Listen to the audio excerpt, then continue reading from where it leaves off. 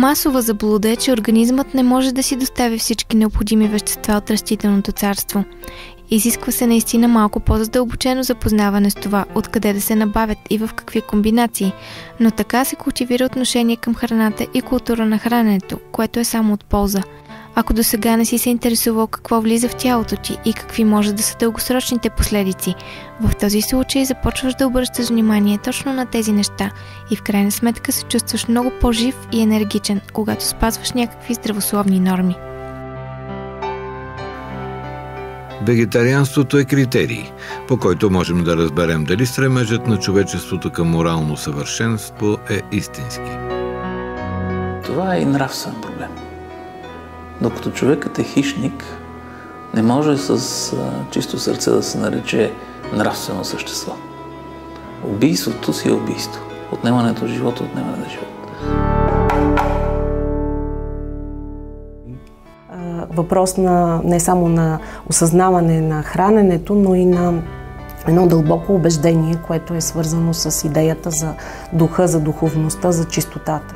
Тук възникват няколко въпроса. Защо трябва да чакаме да се разболеем сериозно, да станем вегетарианци и едва тогава докторите да ни кажат голямата тайна, че вегетарианството е здравословно, а месоядството е всъщност предизвиква болести.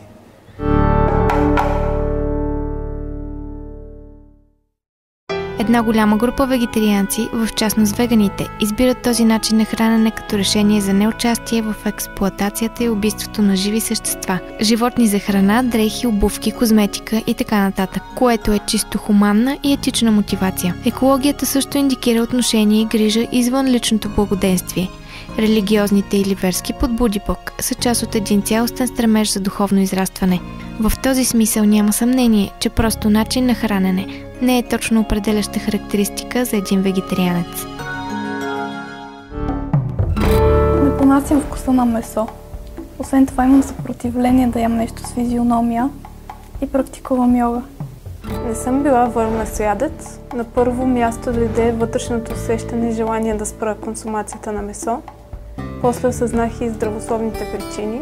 Усещам, че това е правилното решение и в духовен план. След като станах вегетарианка, осъзнах и ползите за тялото, както и че това е един от пътищата за духовно съвършенстване.